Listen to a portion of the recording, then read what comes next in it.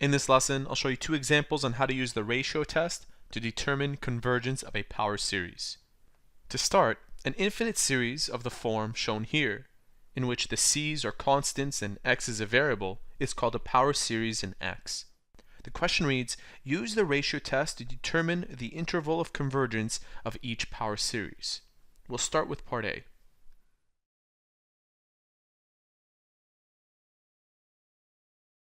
In part A, we have 1 plus x squared plus, and the general form is x to the power of n minus 1. And we learned in previous videos that in order to perform the ratio test, you have to take the limit as n approaches infinity for this general expression. And if the limit is less than 1, the series converges. If greater than 1, series diverges. And if it's 1, the answer is inconclusive. So let's go ahead and take the limit. We have the limit where n approaches infinity. And according to this, we have to take our function x to the power of n minus 1 and replace n with n plus 1.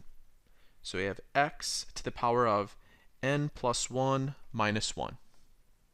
And we take this function and divide it by the function itself.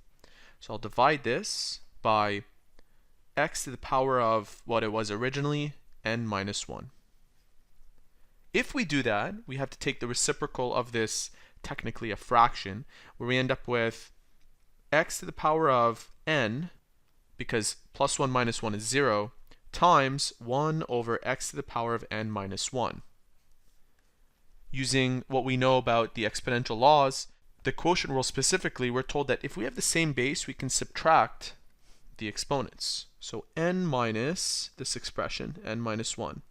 This gives us n minus n, and negative times negative 1 is positive 1. These two become 0, and we are left with 1. Therefore, we have the absolute of x to the power of 1, and in order for this to converge, it has to be less than 1. When it comes to solving inequalities involving absolute values, such as this case, we take this 1 and make it negative 1 and 1. Then we take our value of x and say that x is greater than negative 1, but is less than positive 1. To sum that up, this series converges when x lies between 1 and negative 1 and diverges when x is greater than 1 or less than negative 1. Let's move on to part B. In part B, we have the general form x to the power of n over n factorial. Let's go ahead and figure this out. We have the limit as n approaches infinity. For this part, this n and this n will be replaced with n plus 1. So we have x to the power of n plus 1 over n plus 1 factorial. And this is being divided by the expression itself. X to the power of n over n factorial. When it comes to dividing fractions, you flip the second fraction. So we'll flip this and then multiply. This gives us x to the power of n plus 1 multiply 2 n factorial at the top and x to the power of n at the bottom, n plus 1 factorial over here. We're taking the absolute of this. Notice that this factor and this factor both share the same base x, so we can subtract the exponents.